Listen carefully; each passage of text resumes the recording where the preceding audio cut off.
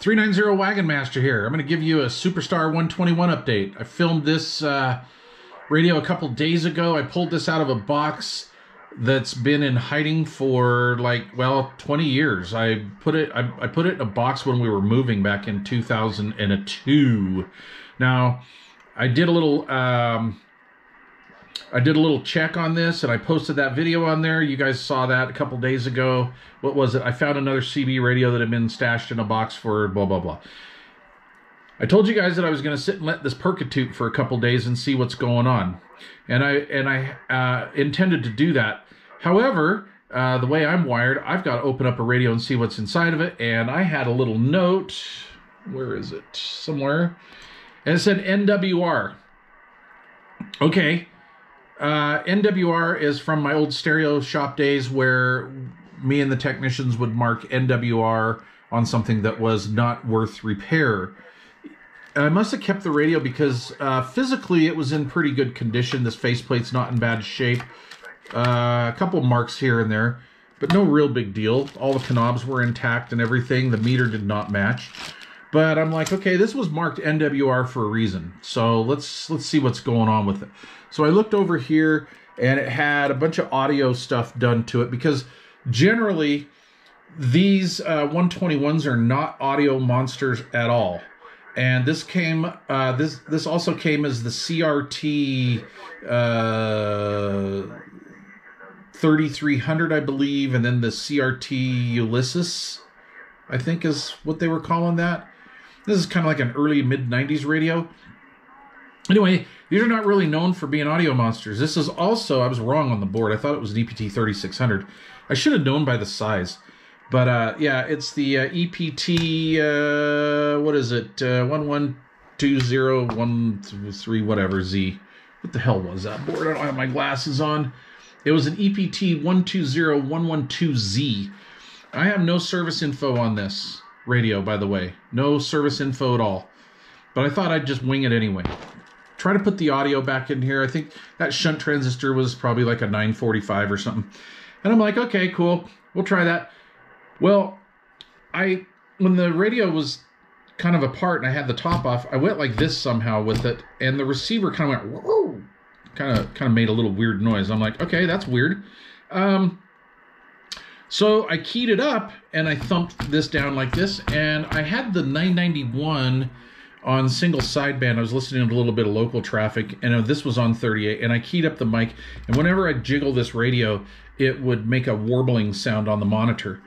And you wouldn't have heard that if you were on FM or AM or whatever. So I got the old handy-dandy marker out, and I started doing my shtick where I sit here and I key it up and I look for bad solder joints. Okay, and I do this either in transmit or receive. Kind of depends on what's going on with the radio.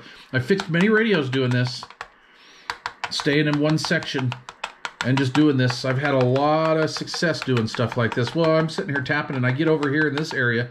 There was a shield here. I get right over that shield. It's like, woo, woo, woo. It's getting really warbly, really making this thing unsettled. And I'm like, okay, well, there it is. So I pulled up the little shield. I redid some solder joints in here. Still no cigar. Didn't help it at all. And I'm like, okay, well, I flipped it over, and I got into this can right here. And right here, you would even breathe on this thing, and it would make the radio warble as I'm keyed up on the monitor. It was shifting frequency here, which totally makes sense because this is all in the right area. All this here, this area here, was just full of wax. All these components were buried in wax, okay? Except this. This wasn't. But just all buried in wax. And I'm like, okay, that's interesting. So I went and I got my little mini heat gun out. And I've done this before. Or I'll heat it, I'll put a piece of paper down, I'll heat it up, and then let it all drip out onto the paper, and then I'll throw that away, and I'll go in and address the situation. Well, so I did that, and as I'm doing this, I got the radio kind of upside down so I could get the, more wax out, and I was going to go just like this. And just before I hit the bench with it, I have a disc capacitor that just falls out. I'm like, seriously, really? And that was pinned in here somewhere. I don't even really know where it came from. However, I went over here, and I was redoing solder joints. I had two open holes. So anyway, I put the disc cap back on there, and now the radio wouldn't receive. And let's see what else. And then I started tapping on it, and it came back. And then when I was transmitting, anyway, I'm sorry, just a super long story. I was gonna replace this can. That's why I started getting rid of the wax here. And I thought I had one of these cans. I couldn't even read it. I didn't know what series it was or anything like that. But I thought, well, I'll yard it out. We'll yard the can out, and I'll match up to it. And I'm thinking, you know, I don't have any service info on this. But you know what? I'll do it, and it'll be a future project. Anyway, needless to say, I decided to finally just crap can this whole radio. With these goofy audio mods, with this thing going on, I'm looking at the finals, and I'm like, I could use that final and driver. And I'm like, I'll bet you that's a TDA series audio chip, the 7222 or whatever it is. I don't need these AM regulators. These are notoriously weak anyway.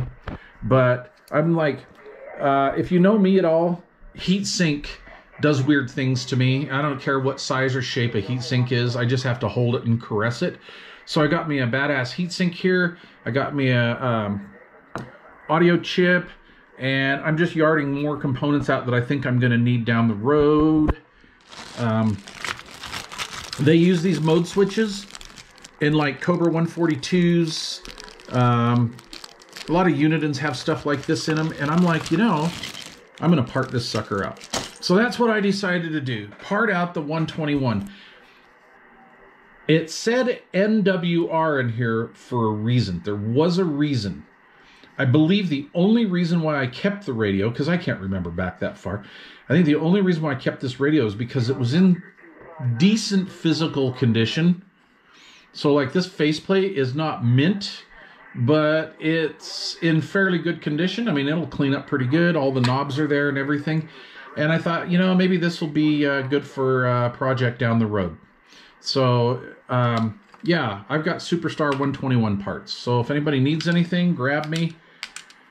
Hit me up for it. Do whatever, and I'll throw whatever I need to throw in the mail. I got me some cores. Always have those.